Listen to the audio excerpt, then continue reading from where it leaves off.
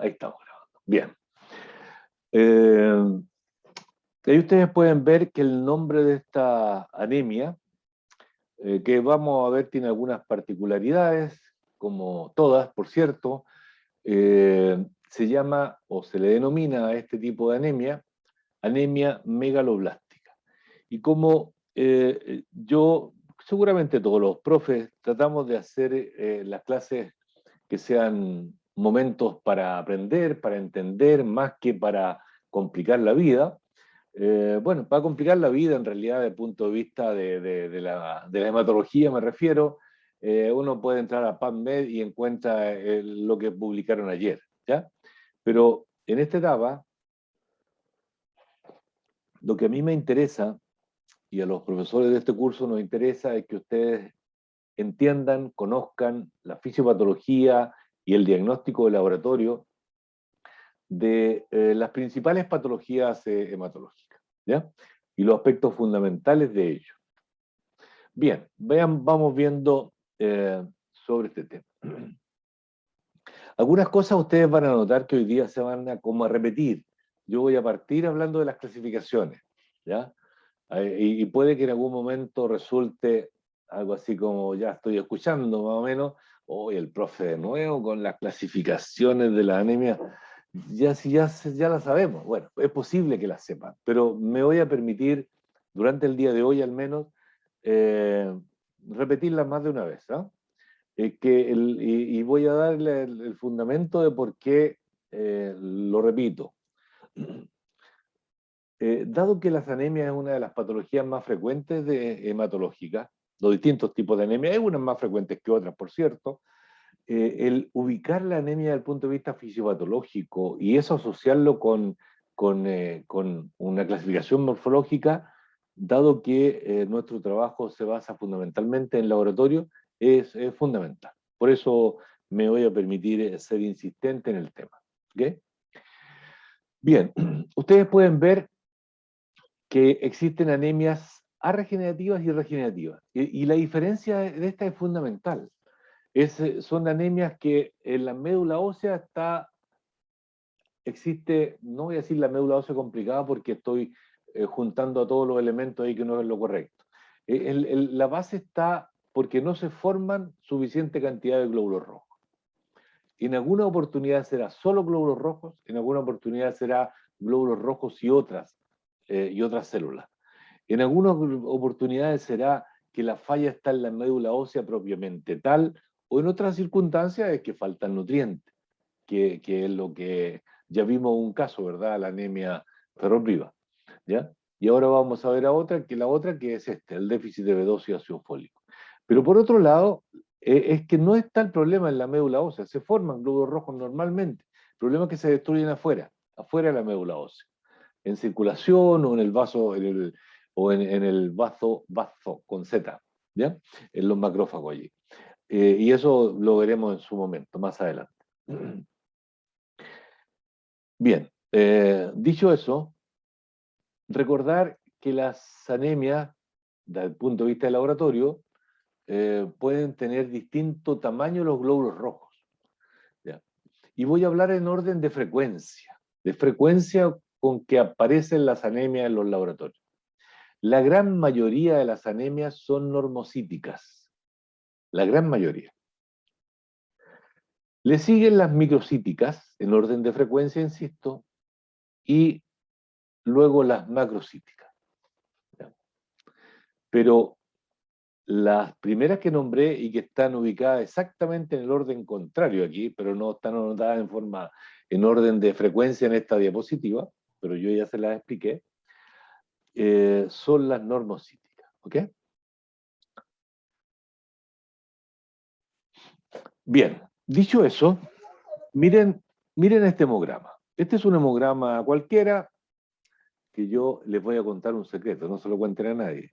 Yo habitualmente, como es un hemograma tipo, no es necesario que yo le esté cambiando los números, porque yo quiero que conozcan la esencia de un hemograma tipo. Entonces lo que hago habitualmente, que no salga del Maule, por favor, le cambio la fecha, le cambio el año. Ya, por ejemplo, esto fue realizado en julio del del 21 de este año. Pero eso es mentira, en realidad. Esto es un caso cualquiera de falso y que apunta a que ustedes conozcan los aspectos fundamentales de un hemograma tipo para esta patología. Bien, mírenlo por favor. Yo les voy a ir guiando. A ver, no, les voy a dar un minuto para que lo miren solos. ¿Ok? Miren. Analicen los números, las palabras que aparecen.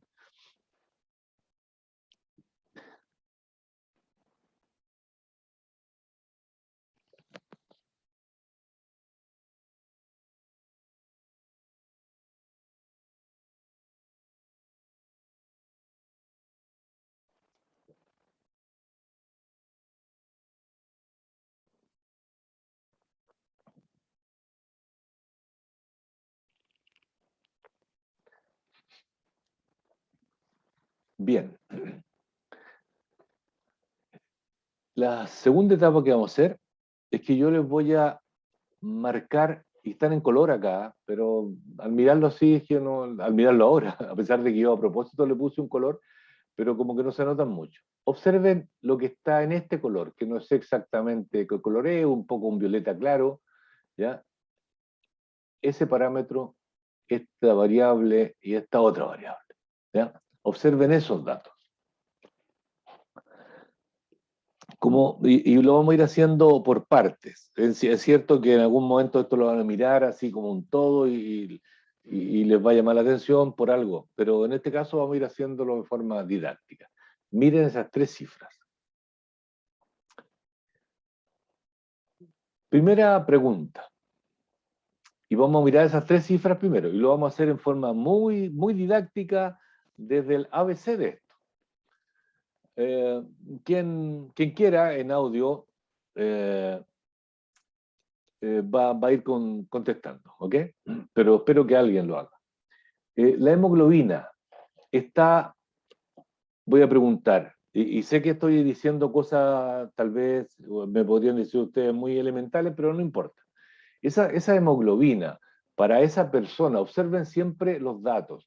Este es un hombre de 60 años. Estoy cerrando cifras porque es lo mismo que tenga 60, 64 para estos efectos. ¿Ok? Esta persona es un adulto mayor temprano, es un adulto mayor joven, desde el punto de vista de adulto mayor. ¿Ya? De 60, no sé si ustedes lo saben, pero de 60 años hacia arriba son adultos mayores. Somos adultos mayores. ¿Ya? Eh, pero este es etapa joven de adulto mayor, 64 años, un chiquillo. El, entonces, para esos datos, hemoglobina de cerca de 9 gramos por decilitro, ¿es normal? ¿Está aumentada o está disminuida? Primera pregunta. Disminuida, profesor. Disminuida. Disminuida. Ok, bien, gracias Valentina. Y le pregunto a usted misma, Valentina, si usted le pudiese decir es levemente, moderadamente o marcadamente disminuida, a su juicio, es una cosa semi-cuantitativa, no es cuantitativo eso. ¿Cuál era el rango, profesor? ¿Perdón? ¿Cuál era? Sí, yo le diría que si usted dice que está disminuida la hemoglobina, yo digo estoy de acuerdo, Sí. pero usted me podría decir, a su juicio, considerando los niveles de corte para hombre y para mujer, ¿se acuerda el nivel de corte abajo en hemoglobina para hombre? 11. 13. 13 Ya. gramos de hemoglobina. Teniendo eso a la vista, para mujeres, si es que sale un caso más adelante de mujeres, es 12 gramos de hemoglobina. El nivel de corte abajo. Teniendo eso a la vista, a su juicio, cerca de 9 gramos de hemoglobina, ¿eso es levemente, moderadamente o marcadamente disminuido? Yo diría moderado o marcadamente disminuido. Yo diría que moderado. Entre Me gusta el moderado porque el marcado, dejémoslo para abajo, 7 gramos de hemoglobina aproximadamente. ¿Ya? ya. Por lo tanto, ser casi 9 es moderado, pero no es leve, es moderado. Bien, primera cosa. Otro alumno, alumna, le pediría que me conteste respecto a los leucocitos, acá. ¿Esto está disminuido, normal o aumentado? ¿Quién levanta la mano o quién habla directamente? Está disminuido, profe. ¿Perdón? Disminuido. ¿Quién está hablando? ¿Jennifer de nuevo? Sí. Bueno, sí, efectivamente está disminuido. Y le hago la misma pregunta. Siendo el nivel de corte 5000, ¿esto es leve, moderado o marcado? Disminuido. Yo creo que es disminuido de forma moderada. Moderado, estoy de acuerdo. Levemente, y la verdad es que esto es leve a moderado, pero es más moderado que leve. Moderadamente disminuido, de acuerdo. Y me voy a permitir, para hacer participar a otra, tengo aquí a la vista a Gonzalo Calderón. ¿Está Gonzalo por ahí? Aquí estoy, profe. Buenas Ya, tardes. Gonzalo, mira, ¿te estás viendo ¿estás viendo el cursor? Gonzalo, ¿ve el cursor? ¿Sí? Ya. Las plaquetas de este paciente, de don Marcelo Pérez, de 60 años, ¿están normales o están disminuidas? No voy a decir aumentadas porque definitivamente no están aumentadas. ¿Disminuida? No. El nivel de corte para adultos es 150. Para nivel clínico, 140. Me estoy hablando de 1000, 150.000 en lo normal, nivel de corte clínico, 140.000. Pero en los adultos mayores, la verdad es que los adultos mayores, tenemos un poco menos plaquetas que los adultos jóvenes. O sea, uno podría decir 130 y siguen estando normales, pero hasta 140 claramente normal. ¿Ok? Esto está normal, pero es un normal bajo. Normal, no está entre 100 y tanto. ¿Ya? Está en el normal bajo, pero normal. Entonces, en las cifras que hemos revisado, tiene una anemia moderada, una leucopenia moderada y unas plaquetas normales. Esa es la situación hematológica de este paciente. Pero si ahora le hacemos, usando un concepto tecnológico, le hacemos un zoom a las alteraciones, vamos a las alteraciones solamente, vamos a los rojos. ¿Ya? Los rojos dice que presenta anisocitosis moderada y observen el RDW, ¿ya? Que es la variabilidad entre un glóbulo y el rojo, es básicamente expresa la desviación estándar del 19%. Les comento que hasta cuánto es lo normal, si fuera un hemograma normal, si aparecen 13, 14%, eso es normal, ¿ya? 12 también.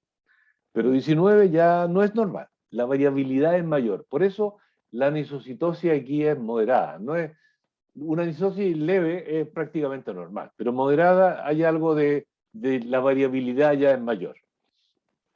Y dentro de esa anisocitosis, dentro de esta anisocitosis que está representada aquí en un número, en una constante, existe más tendencia al aumento de tamaño. Macrocitosis moderada. ¿Ya? Se me arranca el cursor. Macrocitosis moderada. Y aparecen otros elementos ahí que por ahora los voy a dejar pasar. ¿Ya? En otra visión que vamos a tener más adelante del hemograma, entramos en este detalle. ¿Ok? Quedémonos entonces en que esta anemia es macrocítica. ¿Ya? ¿Por qué es macrocítica? Uno, porque aquí ya lo indica, pero además hay una constante hematológica que dice que tiene 110 femtolitros. Lo normal es que hasta, en términos generales, los 95 y el 99 también uno podría considerar normal, a pesar de que está levemente aumentado. Pero sobre 100 es seguro que es macrocítica. Seguro que es macrocítica. ¿Bien? Entonces, esta anemia es anemia con una importante anisocitosis, es macrocítica. ¿Bien? Estábamos hablando recién de la clasificación de las anemias desde el punto de vista morfológico, y esta es una anemia macrocítica. ¿Bien? En cuanto a la alteración de los leucocitos, si uno mira, este es un 60 años, Y mira la fórmula, tiene un poco más de linfocitos que lo habitual en un adulto, ¿ya? Pero sin llegar a ser una cosa alterada. Tampoco eso trastorna el tema. Pero sí está indicando esta leucopenia que la verdad es que este es un cambio porcentual que hay aquí. Es un cambio porcentual. Pero lo que están disminuyendo en realidad son neutrófilos. O sea, si esto aumenta aquí, si esto aumenta en neutrófilo, va a disminuir porcentualmente esto acá. ¿Ya? Pero disminuyeron los neutrófilos, por eso porcentualmente aumentaron los linfocitos. Y observen un hallazgo en los neutrófilos de este tipo de pacientes. Neutrófilos polisegmentados. Yo recuerdo que en una primera clase, cuando hablamos de hemogramas, yo les mostré unos neutrófilos normales, pero también les mostré unos neutrófilos polisegmentados. Lo normal es que no van más allá de 4 lóbulos, 5 en extremo, pero estos neutrófilos tienen 7, 8 y también 9 podría ser, aunque muy excepcionalmente. ¿Bien? Y las plaquetas, que ya dijimos están normales en número, están normal también en aspecto. Elementos o información adicional que no es parte del hemograma, pero se le entrega aquí. Dice que el índice ictérico, léase bilirrubina, en otras palabras, si uno midiera, esto sería bilirrubina, está aumentado, ¿ya? Tiene 15 unidades, ¿ya? Y por otro lado, tiene reticulocitos de un 1%, ¿ya? Si no alcanzan a ver ustedes el punto ahí, dice 1.1, no es 11, 1.1. O sea, lo cierro en 1%, ¿ya? Por lo tanto, si uno clasificara esta anemia sin tener ningún otro antecedente, ¿ya? En que tiene una anemia de, voy a cerrar la cifra, de 9 gramos de hemoglobina, con un 1% de reticulocito, esto es una anemia arregenerativa. Es una anemia arregenerativa y además es, morfológicamente hablando, macrocítica. Si volvemos a la anterior, decimos que es macrocítica, y si volvemos a la anterior, decimos que es regenerativa, o sea, está aquí, ¿ya? Porque es claramente regenerativa, tiene un 1% de reticulocito. Para que sea regenerativa, tiene que tener sobretest de índice reticulocitario, que es más exigente, no lo hemos visto todavía, que es más exigente que el porcentaje de reticulocito, porque considera el nivel de la hemoglobina. Tendría que tener, para este caso, un 10%, de ahí para arriba, aprox, ¿ya? De reticulocito, de porcentaje. Por lo tanto, nos estamos quedando aquí. Es una anemia regenerativa y es macrocítica. De las que están acá, la que característicamente es macrocítica, porque esta es microcítica, si ustedes lo recuerdan, microcítica hipocroma. Es esta. Déficit de B12 y ácido fólico. Bien, vamos avanzando. ¿Cuándo puede aparecer una macrocitosis? La macrocitosis no solo, lo aclaro desde Profe, ya, no solo, perdón, ¿me hablaron? sí. ¿Por qué no vio el porcentaje de hematocrito? Perdón. Eh, eh, El de porcentaje de nuevo. hematocrito. ¿Por qué no lo vio en el examen pasado? ¿Por qué no Que vi qué igual cosa? estaba disminuido el hematocrito. Ah, ya, mira qué buena pregunta. Mira qué buena pregunta, porque para ustedes puede ser importante, no tanto para mí, lo cual no significa que no tenga importancia. Pasa lo siguiente, que existen parámetros que son colineales, es decir, si aumenta uno, aumenta el otro, si baja uno, baja el otro, ¿ok? Entonces eso ocurre con el hematocrito y la hemoglobina, y si tuviésemos aquí, que los contadores hematológicos lo entregan, el recuento de glóbulos rojos también. Disminuye el recuento rojo, disminuye la hemoglobina, disminuye el hematocrito. Si aumenta esto, aumenta el otro. O sea, por eso digo, usé uno solo criterio, ¿ya? Pero solo por eso, nada más, ¿ya? Ya, profe. Sí, ¿Se entiende? sí, Ok. es que yo lo veía más por algún diagnóstico y todo, si acaso O sea, yo sé que, claro, que si aumenta uno, aumenta el otro, pero era esa mi duda, si servía para algo. O sea, sirve, pero Sí, en este caso. a ver, voy a decirlo de esta manera. En los tiempos antiguos me refiero, no sé, 20 años atrás, ¿ya? En que era complicado medir, bueno, en los tiempos actuales, todo este hemograma en los tiempos, en los laboratorios de la gran mayoría de los laboratorios del país, se obtienen estos parámetros y otros, ¿ya? Por ejemplo, yo no registré aquí el recuento de glóbulos rojos, no registré el tamaño, el volumen de las plaquetas, no registré el HCM, entre la mayoría de los que aparecen en los hemogramas, ¿ya? Pero antiguamente se usaba mucho el hematocrito, porque con una microcentrífuga, se llama microcentrífuga, ya prácticamente no hay en los laboratorios microcentrífuga, se podía medir el hematocrito, ¿ya? Y era más fácil tener el hematocrito que la hemoglobina, ¿ya? Pero hoy la verdad es que se obtiene fácilmente la hemoglobina y prácticamente ya no se determina el hematocrito por microcentrífuga, sino que si alguien por A, B o C motivo pidiese el hematocrito solamente, lo van a tener que procesar como un hemograma, porque no existen microcentrífugas en los laboratorios ya.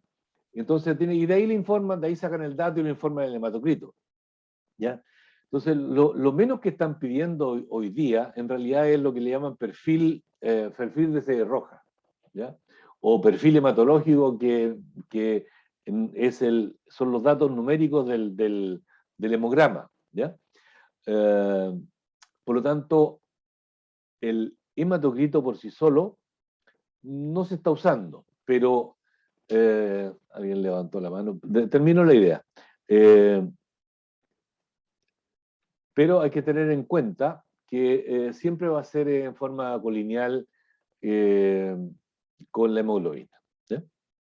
Jennifer parece que levantó la mano. Sí, profe, es que no me quedó muy claro por qué dijo que este caso era una anemia regenerativa, que usted habló de un porcentaje de reticulocitos bajos Sí, dije y A no regenerativa. entendí. Si sonó regenerativa, sonó nomás, pero es A regenerativa. Sí, A regenerativa, pero ¿qué fue lo que vio aquí que lo hizo pensar que era A regenerativa? Ah, ya. Mira, es que Es, no, lo que aquí yo les dije es que yo entregué una información adicional al hemograma, que es este reticulocito que está aquí, ¿ya? Pero eso no está normalmente en los hemogramas, solo que yo entrego esa información para que la tengan en cuenta, porque más adelante la vamos a discutir un poco, pero no es parte del hemograma.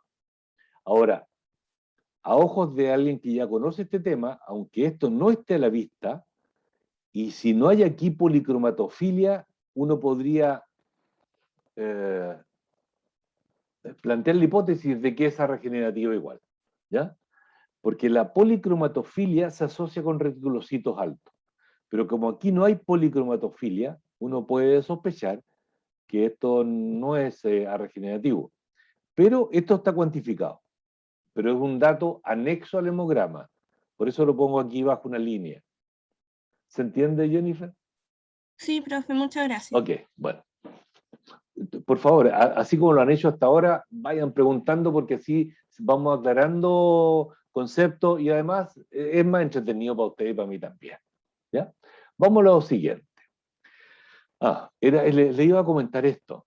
Ahí dice macrocitosis. Es cierto que está la anemia megaloblástica, que es la que vamos a revisar, ¿ya? Eso es una causa de macrocitosis, que es el hemograma que recién vimos. Pero no hay que perder de vista otras situaciones en que uno pueden encontrar macrocitosis.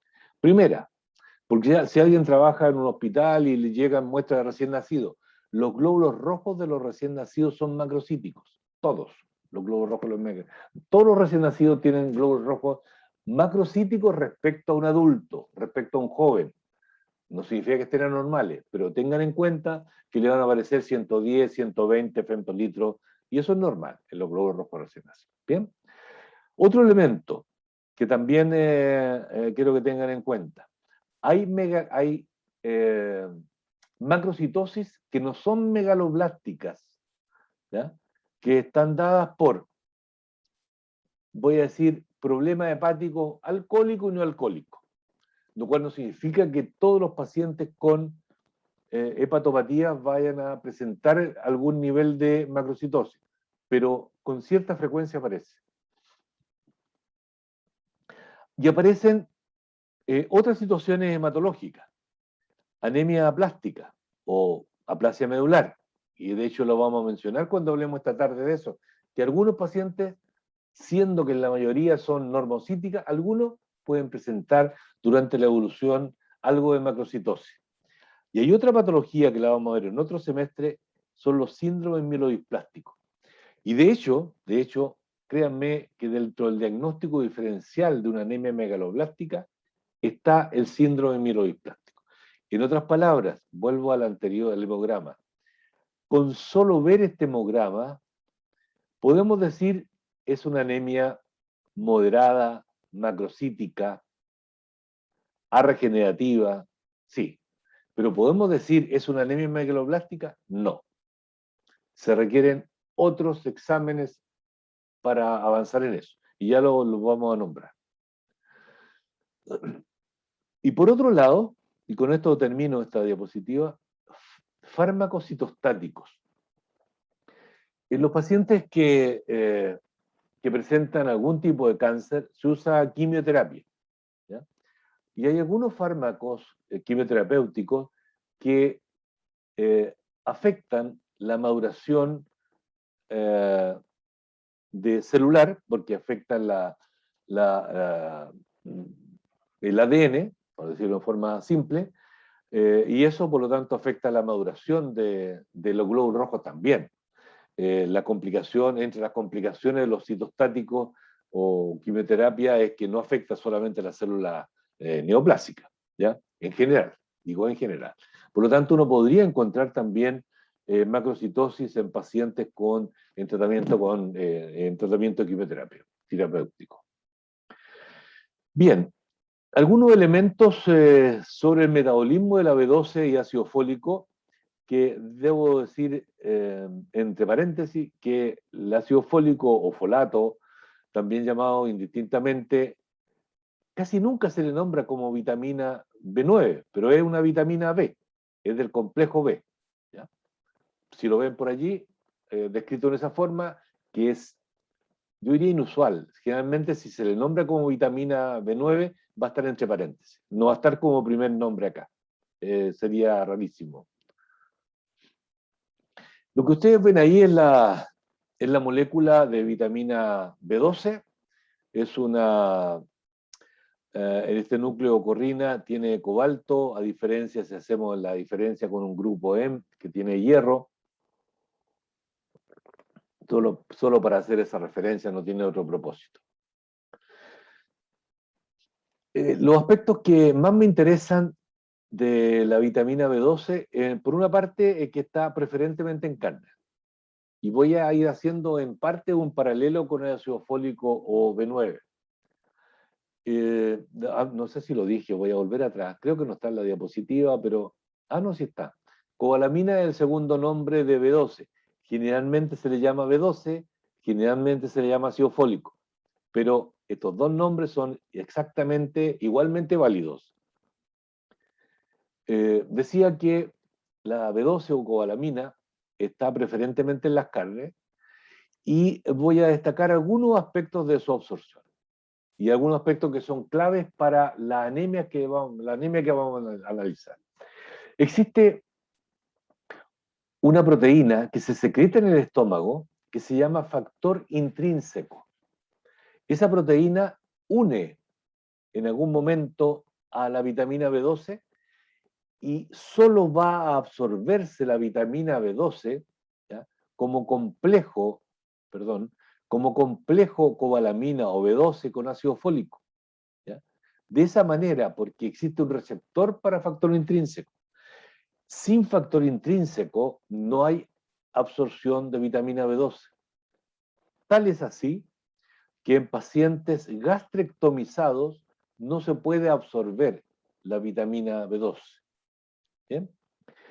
En situación de normalidad, entonces ocurre esto, ¿ya? Se absorbe la vitamina B12 y así como existía la transferrina para transportar el hierro, o la apotransferrina para transportar el hierro, la transcobalamina es la que transporta la cobalamina en la sangre, en el plasma. Desde el punto de vista funcional, ¿en qué participa la vitamina B12? La verdad es que participa como coenzima, ¿ya?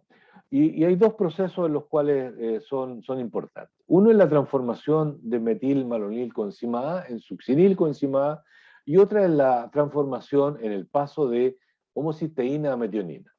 Cada una la vemos por separado. En la primera situación del metilmalonil coenzima A, succinil coenzima A, lo importante aquí es que sí falta vitamina B12, ¿ya? Se acumula metilmalonil coenzima A porque no pasa a succinil, ¿ya? El punto es que de esta manera se van a sintetizar ácidos grasos con número impar de carbono, ¿ya? Y eso afecta finalmente a nivel de neuronas, particularmente a nivel de la mielina. Y de hecho, en casos avanzados o intensos, severos de anemia megaloblástica, tienen un componente desde el punto de vista sintomático a nivel de nervios periféricos por esta alteración.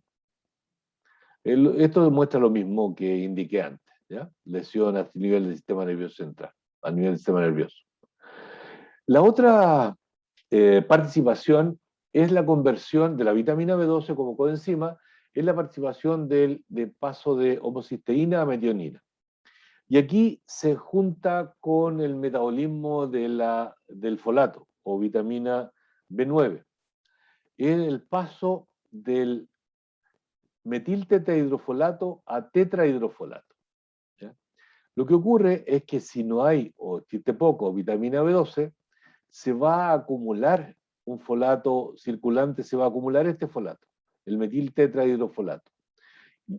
Perdón. Se le llama la trampa del folato a esta acumulación de folato, porque al acumularse el folato no se puede, el acumularse folato como metiltetrahidrofolato, no se puede transformar la homocisteína en metionina.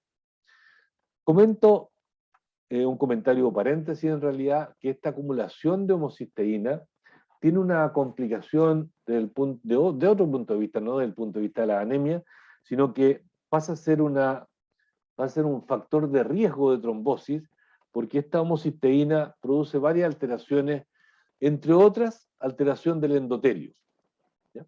Y eso facilita, inmediatamente Javiera, esto facilita que las plaquetas se adhieran, que se active la coagulación, etc. Javiera, por favor. Hola, profe, buenas tardes. Hola, ¿qué tal? Es que sabe que no me quedó claro cuando dijo al principio que se relacionaba con el metabolismo del folato, como la relación que había ahí entre esas dos cosas. Aquí viene la explicación. Llegó un poquito tardía, pero sabía que viene esta figura, ¿ya? Yo creo que por aquí puede aclararse, Javier. Este ciclo, que lo vamos a mirar más de una vez durante la clase, creo,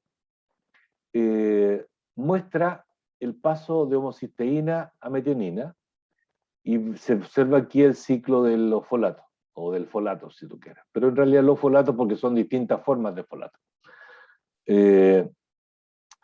Y aquí, para que ocurra este paso de homocisteína a metionina, para la acción de esta enzima, lo voy a poner los lentes porque está muy, muy chico el letrero, metiltetrahidrofolato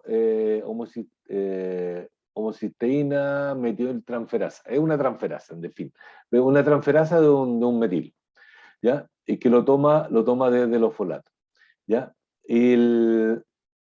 Aquí se requiere cobalamina, ¿ya? Y para que el ciclo del folato funcione. Si no funciona el ciclo del folato, ¿ya?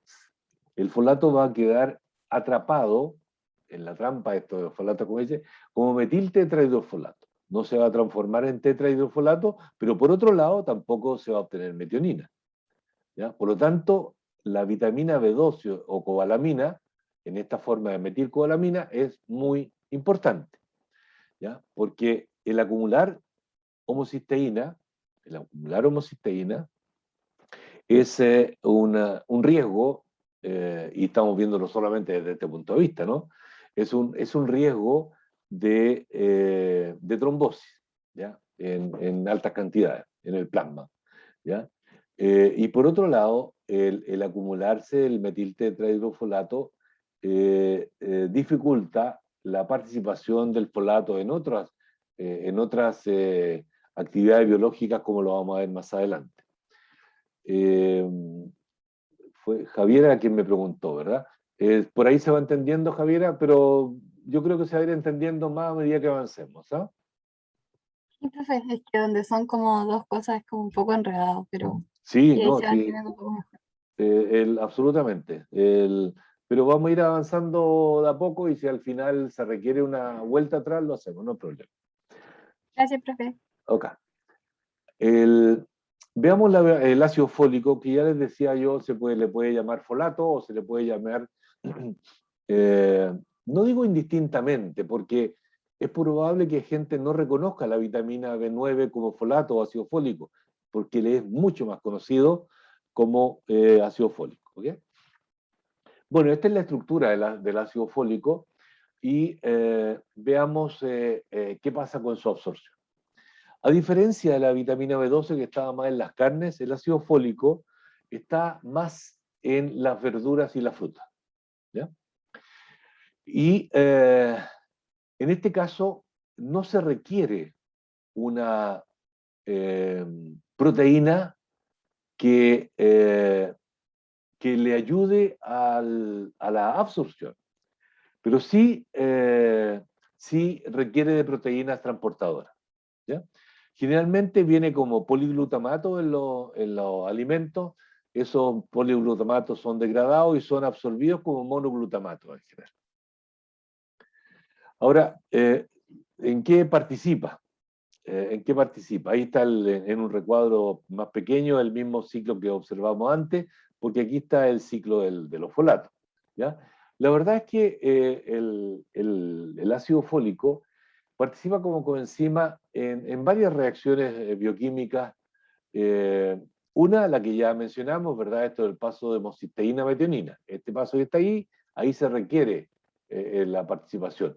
Pero además ustedes observen, se requiere para formar ADN, ¿ya? Se requiere para formar ADN. Y es por eso que cuando hay déficit de voy a decir, estas vitaminas, ¿ya? Lo que ocurre, y espero cuando muestre una imagen recordar comentarle más detenidamente,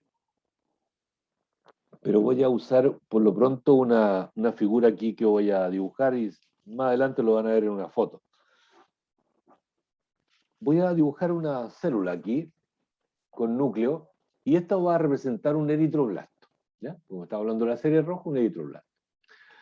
Lo que ocurre a propósito de que cuando hay déficit de estas vitaminas, no se forma adecuadamente el ADN, pero por otro lado está madurando el citoplasma desde el punto de vista de la hemoglobinización, la síntesis de hemoglobina, ¿ya?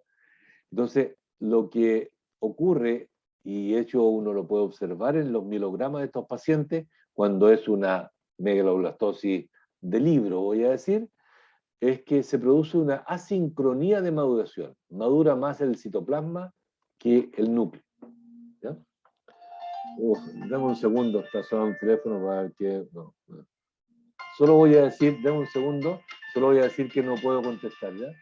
No veo dónde está, acá.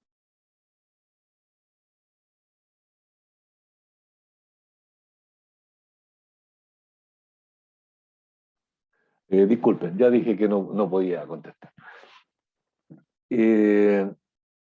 Ya. Entonces, el ciclo para la formación de metionina y evitar que se nos acumule homocisteína, y por otro lado, síntesis de ADN.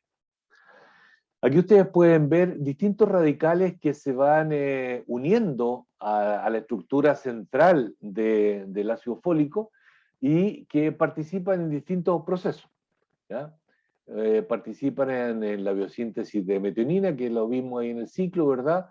Y por otro lado, para síntesis finalmente de ADN. Solo destacar en el ciclo que dónde están las salidas, permítanmelo decir así, para participar en la síntesis de ADN. Por aquí vemos adenina, por acá vemos el timidilato, ¿ya? Que permite en las tareas que antes mencionábamos, ¿ya? Aquí se observa una comparación entre vitamina B12 y ácido fólico. Solo en algunos aspectos voy a destacar, que son los que me parecen más relevantes a tener en cuenta. Algunos ya lo he dicho, pero lo resumo aquí. Origen o dónde está en carne, dónde está ácido fólico en vegetales, fundamentalmente, ¿ya? En ambos lados está también en la leche, pero en forma moderada, pero rico el ácido fólico en vegetales, rico la B12 en carnes. Por otro lado, ambos se absorben, voy a decir en términos generales, en el intestino delgado, ¿ya? Pero esto me es más importante desde el punto de vista hematológico destacarlo. Observen ustedes la diferencia de los depósitos. Imagínense, hay un momento en que los depósitos están saturados tanto para B12 como para ácido fólico. Y en un momento determinado se deja de ingerir, estoy haciendo una cosa falsa, pero para que capten las magnitudes de tiempo. Y en un momento, cero ingesta, primero están los depósitos llenos, ya saturados, ¿ya? Y en un momento, no más B12, no más ácido fólico. Observen que en 4 meses se depleta el depósito de ácido fólico. Voy a poner 3 años para el promedio. En 3 años, B12. O sea, claramente, si es por falta de ingesta, solo si es por esa razón. Si es por falta de ingesta, hago notar ese detalle, lo vamos a ver más adelante. ¿Por qué hago notar eso? Si es por ingesta disminuida, aparece primero el déficit de ácido, la anemia megaloblástica por déficit de ácido fólico. Bien, algunos aspectos sobre la anemia propiamente tal, megaloblástica, ¿ya? ¿Por qué puede aparecer? Yo recién acabo de mencionar un tema de ingesta, ¿ya? Ustedes pueden ver aquí déficit nutricional. Aquí hay un tema que me interesa destacar. Lo igual lo dije cuando hablábamos de déficit de hierro. Embarazo y puerperio. La embarazada requiere vitamina B12 y también requiere ácido fólico, ¿ya? Y el ácido fólico más porque las reservas se acaban más rápido. Y el feto no se va a preocupar, porque no tiene posibilidades todavía de preocuparse, de que su mamá se le está terminando el ácido fólico. Él lo va a ocupar si lo necesita, ¿ya? Y es por eso entonces que las embarazadas requieren suplemento de hierro. Estamos pensando en el ámbito, en este caso, hematológico solamente, y particularmente, aunque no exclusivamente, hago ese alcance, no exclusivamente en el caso de ácido fólico B12, no solamente en el caso en este caso, para la serie roja. Entonces, requieren ácido fólico, B12 y hierro. Ya comentaba este caso, de que los poco esterectomizados no pueden absorber vitamina B12, ¿ya? Y por lo tanto van a hacer déficit de vitamina B2. Y por si no lo recuerdo, lo comento inmediatamente. Estos pacientes, como se sabe que eso va a ocurrir, van a recibir periódicamente B12 inyectable, intramuscular. Otras situaciones, déjenme mirar para hacer alguna situación, alguna ejemplo en particular. Es infrecuente esta parasitosis, la difoliobotreasis, sí, pero consume B12. ¿Ya? Pero más frecuente que eso, como una situación que se sabe que ocurre y por lo tanto se toman las medidas para también suplementar. Los pacientes con hemodiálisis, ¿ya?, requieren ser suplementados con ácido fólico porque durante la hemodiálisis se pierde esta vitamina. ¿Ya? Y hay otra situación que es la anemia o anemias hemolíticas crónicas, porque son más de una. Y en su momento lo vamos a ver, pero por lo pronto déjenlo por allí registrado, que las anemias hemolíticas crónicas, que son varias, ¿ya? Pero por lo pronto voy a decirles, todas las anemias, a ver, voy a decir, son varias, pero en nuestro medio son también, voy a decir, aclarar lo que son infrecuentes. Las anemias hemolíticas, que son hereditarias, y las vamos a ver en una clase posterior, son crónicas, son hereditarias y se mantienen a través de los años, ¿ya? Y por motivos que ya explicaremos, ellos hacen déficit de ácido fólico, por lo tanto deben recibir ácido fólico. Y lo aclaro desde ya, porque en realidad, para no esperar, estamos hablando de fisiopatología de esto, lo aclaro ahora.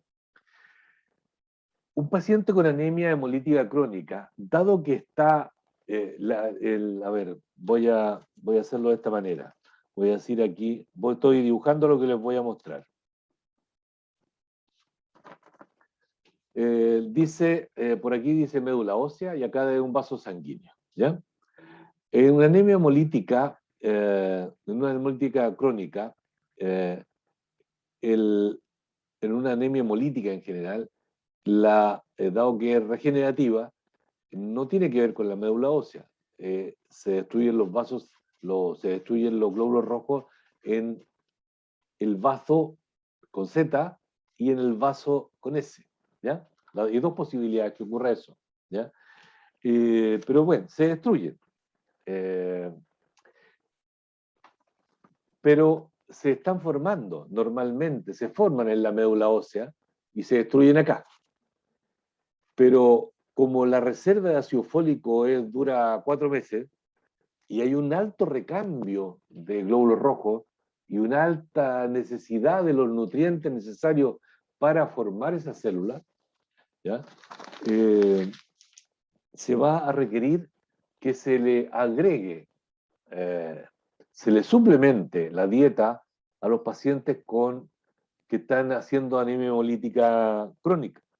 Voy a poner un ejemplo, un nombre que no importa que por ahora no les suene mucho, pero un paciente, por ejemplo, con talasemia. Es una anemia hemolítica congénita y por lo tanto va a vivir con esa anemia hemolítica, ¿ya? Pero hay que tratar de vivir con el mayor nivel de hemoglobina posible, ¿ya? Sobre todo si no todos los alelos están comprometidos. Ya será tema de otra clase eso. Pero si está hemolizando, y esos glóbulos, si tiene suficiente ácido fólico, esa anemia va a ser con glóbulos rojos normocíticos. Pero si además de hemolizar le falta ácido fólico, va a tener una doble causa de anemia. Por una parte están hemolizando en periferia y por otro lado no se están formando bien los que se forman, ¿ya? Y van a salir glóbulos rojos pocos, o sea, van a salir pero se van a destruir, pero los que salen van a salir defectuosos desde el punto de vista de la conformación de ADN y por lo tanto la formación del glóbulo rojo en general.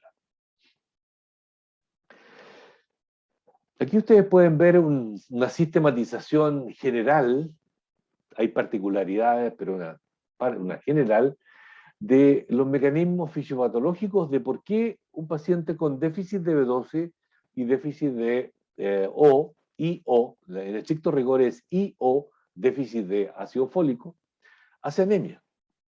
Y hay dos grandes razones. Una, eritropoiesis ineficaz y diseritropoiesis. Las dos son importantes, esta es un tema más cuantitativo, y lo explico. Y esto está ocurriendo en la médula ósea, ¿ya? Y tiene un poco que ver con lo que recién mencionaba a propósito de las anemias crónicas. Pero dejemos la anemia crónica a un lado y quedémonos en una anemia megaloblástica solamente. Si no hay B12 suficiente y o no hay ácido fólico, esos glóbulos rojos, esos eritroblastos, como hice una figura hace poco, van a madurar en forma asincrónica. El núcleo va a estar retrasado en maduración, el citoplasma va a estar más adelantado en la maduración, y en la práctica la gran mayoría de estos eritroblastos va a sufrir apoptosis. No son eritroblastos normales y van a morir intramedularmente.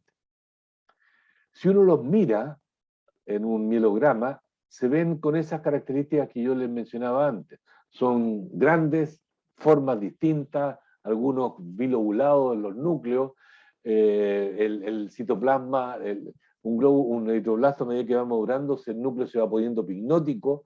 En estos casos no ocurre, sigue siendo una cromatina laxa, y va ocurriendo esta diseritropoiesis. La diseritropoiesis es cambios de formas anormales. Entonces son dos cosas. Uno, disminuye la cantidad porque mueren en el camino de maduración, y por otro lado, si uno los mira, son formas anormales. ¿Bien? Pero por otro lado, los que salen a circulación no están normales, ¿ya? Y por lo tanto la vida media es menor. Ya no duran 120 días, duran menos, porque los macrófagos los van a reconocer como alterados. Son más grandes, tienen formas distintas, y por lo tanto esos glóbulos rojos van a ser retirados antes de circulación. Si uno quisiera hacer el diagnóstico, ¿a qué tiene que recurrir? Ustedes pueden ver ahí un listado de exámenes, pero no hay duda que lo primero, salvo que exista una alta sospecha,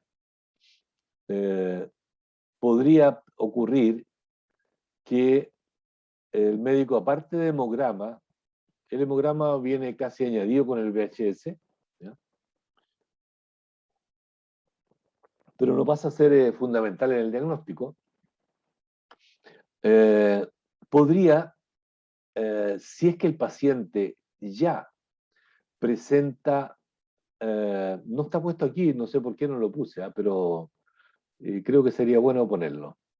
Si lo recuerdo lo voy a arreglar. El perfil bioquímico, ¿ya?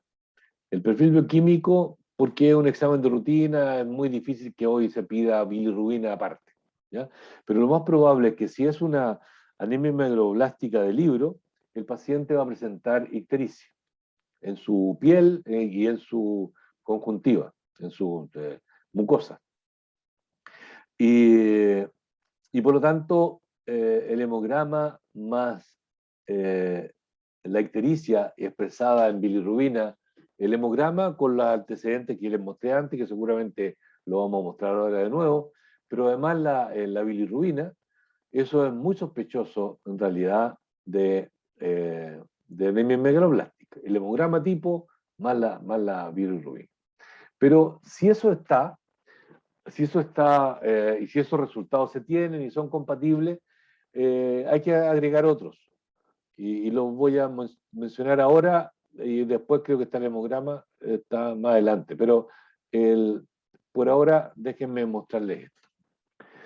Se va a requerir una panendoscopía porque se observa en estos pacientes un alisamiento, no sé si es la palabra más correcta, la verdad, una ausencia de vellosidades intestinales, porque así como en las células hematológicas, que son de alto recambio, se observa una disminución de rojos, una disminución de blancos, y en este paciente que yo les mostré no estaba todavía una disminución de plaquetas, pero si lo dejamos avanzar en el tiempo, sin B12, sin ácido fólico, también va a presentar trombocitopenia. O sea, podría llegar a tener una pancitopenia el paciente, ¿ya? Pero así como disminuye la formación de ese tipo de células, también disminuye la formación de otro tipo de células de alto recambio. Y una de ellas es las células intestinales, ¿ya? Células de epitelio intestinal, el enterocito. Y se van descamando y no se producen nuevas, y por lo tanto se empieza a aplanar el interior del intestino, ¿ya? Y eso se puede observar en una endoscopía. Por otro lado, en los tiempos actuales, ese test de Schilling que está ahí hoy ya no se hace, pero en algún momento se hizo. Y si por curiosidad quieren averiguar de qué se trata el test de Schilling, yo alguna vez lo tuve en el diapositiva, pero como ya no se hace y no se justifica, ya la saqué de diapositiva. Pero si lo quieren averiguar, era una cosa media compleja, ¿ya? Hoy día existe la posibilidad de medir en el suero o en el plasma el nivel de ácido fólico y de B12, ¿ya? También se destila, pero no pasa a ser estrictamente necesario medir el ácido fólico intracelular, me refiero a glóbulos rojos. Pero el nivel sérico es importante. Con hemograma, mielograma, con los hallazgos que ya les comenté, la endoscopía y los niveles de estas vitaminas, se logra hacer diagnóstico bastante bien, ¿ya? Estos son elementos del hemograma que ya lo hemos visto, ya no quiero insistirles. Esto es para mostrar, para hacer énfasis en realidad, que en un grupo de pacientes con anemia megaloblástica se observó cuál era cada uno de estos puntos representa un caso, cuál era el nivel de BCM en femtolitro y en porcentaje la CHCM.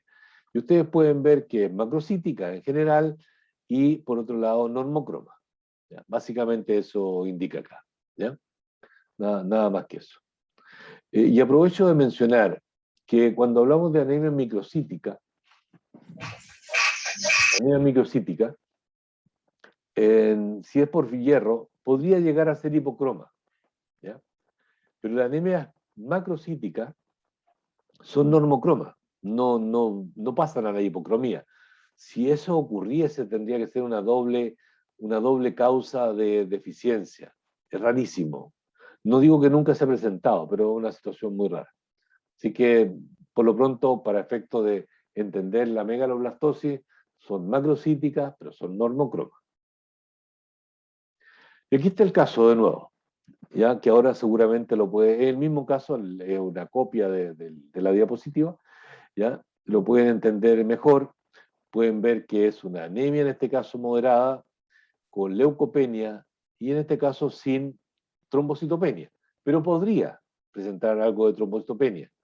130.000, 120.000 podrían estar allí y el cuadro no cambia mayormente desde el punto de vista de entender de qué se trata.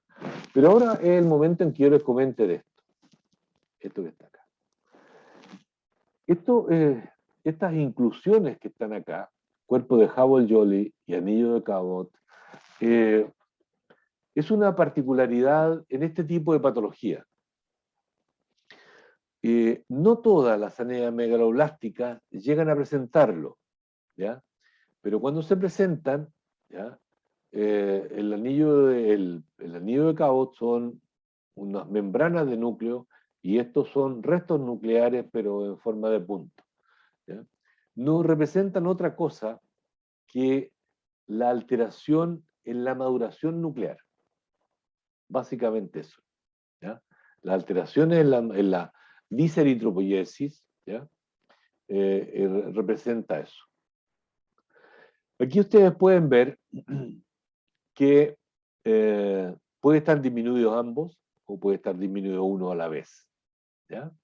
Y aquí ustedes pueden ver también que el folato puede medirse a nivel sérico o eritrocitario. Pero en la práctica, desde el punto de vista clínico, la verdad es que las dos mediciones son séricas. Esto se usa solamente para investigación, ¿ya? Entonces se puede medir la B12 y se puede medir el folato sérico. Y con esto, claramente, más el hemograma, el mielograma y la endoscopía, se hace diagnóstico. Aquí ustedes pueden ver una imagen de una médula ósea, de un mielograma, en que se observan células mieloides, estas que están por aquí, esa que está ahí, que también es mieloide, y esa que está ahí, también es mieloide. Esta, esa y esa son eritroblastos, ¿ya? Pero algo que no hice fue poner eritroblastos normales al lado, ¿ya? Porque seguramente no lo recuerdan. Pero en este nivel de maduración, ¿ya?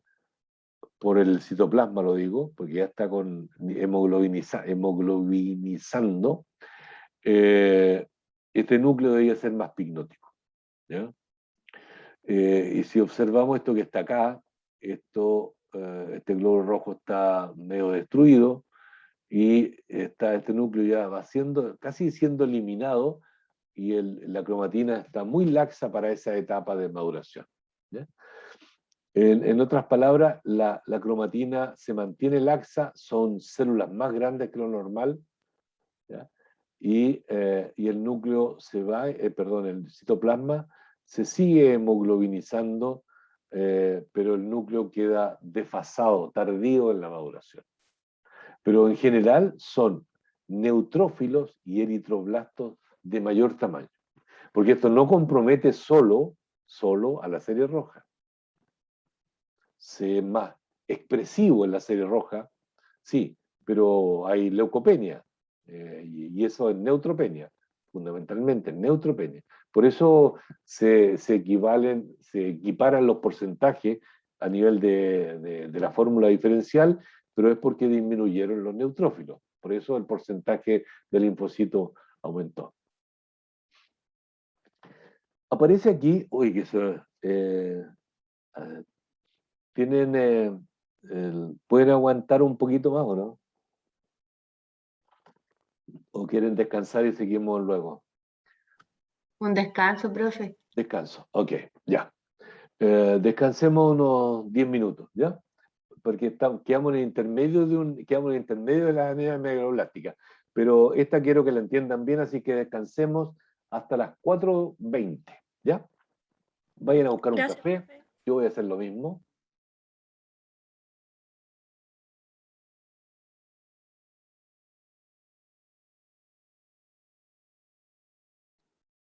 Bien. Les decía que aparece este subtítulo ahí, es como una separata. En los libros se le llama separata a esta, cuando se parte a otra sección. Pero esta es una subsección dentro de la anemia megaloblástica. En otras palabras, decir anemia perniciosa, sí, es una anemia megaloblástica, la anemia perniciosa, pero es un tipo particular de anemia megaloblástica. No tiene que ver con que existe un déficit de ácido de B12 ni de ácido fólico, ¿okay? Ese es el punto, ¿ya? Vamos a ver por qué se produce entonces, si no es que hay déficit, ¿ya? Algunas cosas que están aquí mencionadas: déficit de B12, defecto en la absorción, pero no es que no exista B12 disponible, no se puede absorber, ¿ya? No se puede absorber, y tiene que ver, ya dijimos que el factor intrínseco es el que participa activamente en la absorción. Y así dijimos que, por ejemplo, que los pacientes gastrectomizados no se podía absorber la vitamina B12 porque no existía el factor intrínseco.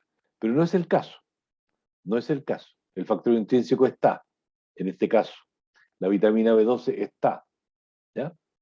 El punto es que se trata de una enfermedad autoinmune, ¿bien? Y vamos a explicar de qué se trata. Bueno, esto no es una enfermedad de jóvenes, es una enfermedad de adultos, voy a decir en la práctica de 50 para arriba, ¿ok? Aprox.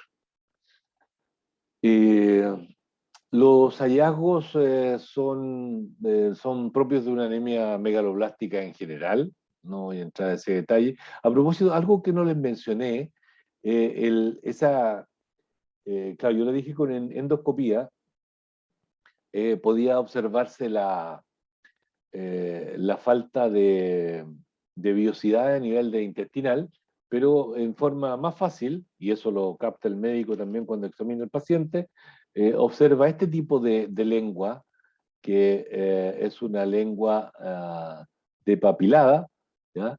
El concepto de glositis es una lengua dolorosa, la faringe también es dolorosa en estos pacientes, ¿ya?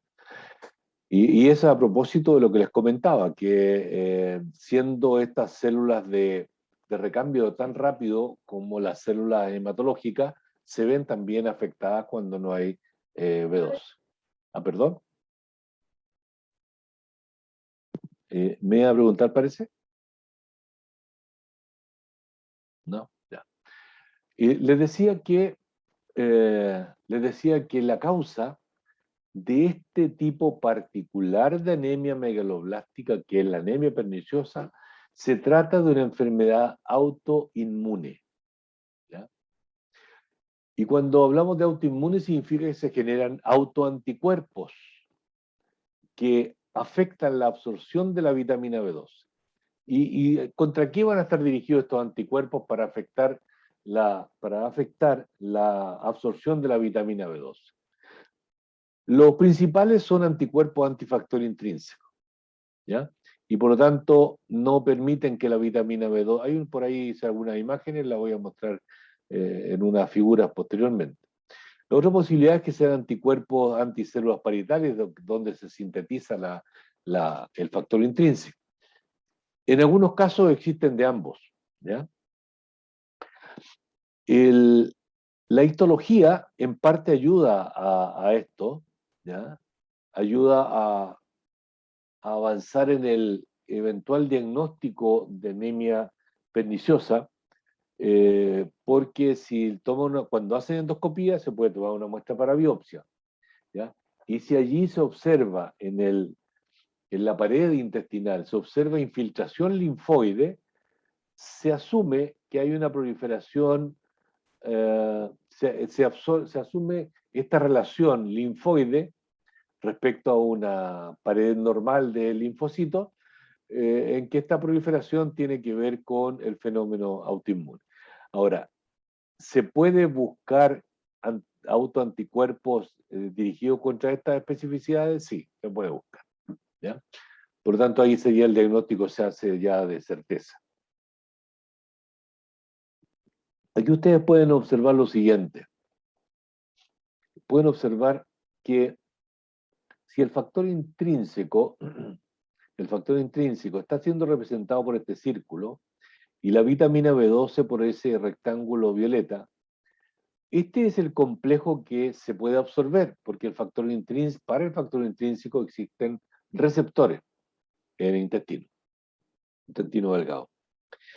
Pero ¿qué pasa si el autoanticuerpo dirigido contra el sitio de unión de la vitamina B12, o el anticuerpo en realidad, el anticuerpo dirigido contra el dominio donde el factor intrínseco se une a su receptor, o no está representado aquí, pero un anticuerpo dirigido contra las células parietales del estómago, donde se forma el factor intrínseco.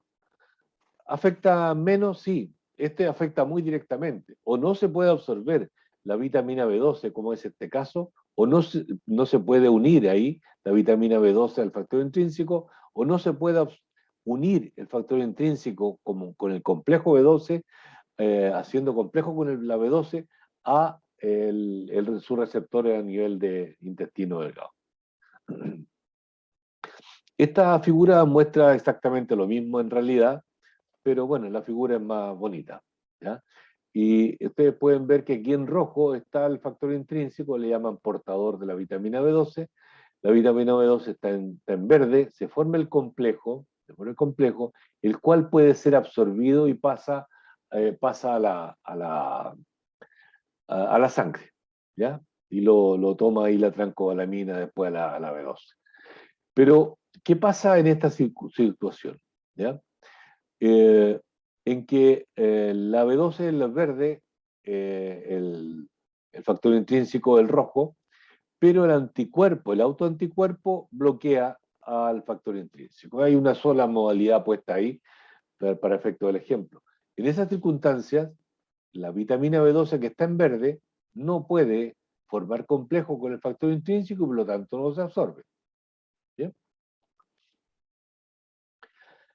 Ya les decía que se pueden estudiar estos anticuerpos en los tiempos actuales de laboratorio y eso hace diagnóstico. ¿Ya?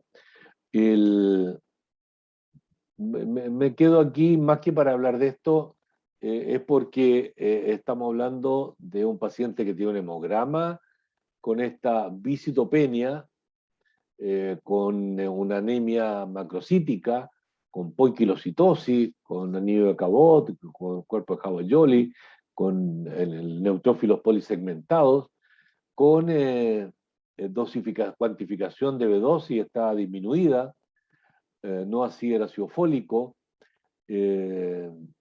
y la panendoscopía, la endoscopía mostró aplanamiento, falta de vellosidad en el intestino, y la histología muestra infiltración por linfocitos. Por otro lado, el paciente presenta ictericia. Todo ese cuadro